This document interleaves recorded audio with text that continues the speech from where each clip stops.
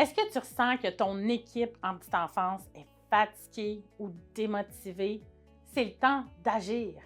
Le bien-être de tes éducateurs et tes éducatrices, ça fait aussi partie de tes responsabilités de leader.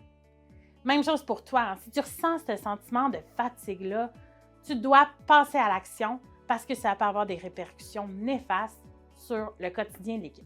En petite enfance, on passe beaucoup de temps à répondre aux besoins des autres, hein. Les besoins des enfants, besoins des familles, besoins de nos collègues. Ça demande énormément d'énergie.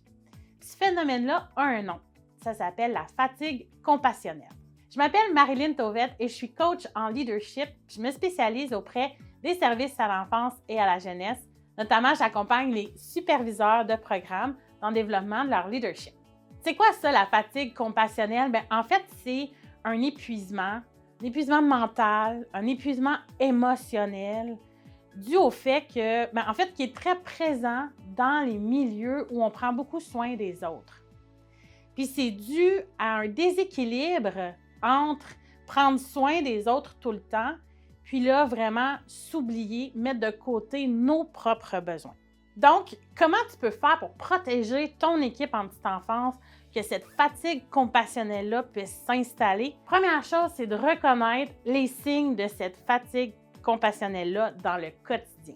Deuxième chose, ça va être d'avoir des stratégies pour diminuer les stress qu'il peut y avoir dans le milieu de travail.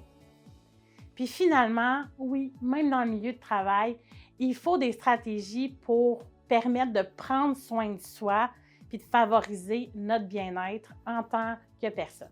Donc, tu aimerais des outils concrets pour aider ton équipe?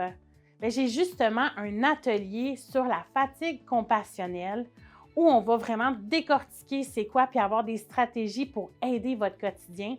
Il y a déjà des centaines d'éducateurs, d'éducatrices et de superviseurs qui ont participé à mon atelier.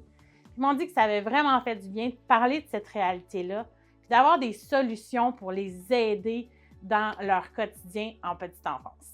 Donc, fais comme ces éducateurs, ces éducatrices et ces superviseurs et inscris-toi dès maintenant à la prochaine date de mon atelier sur la fatigue compassionnelle.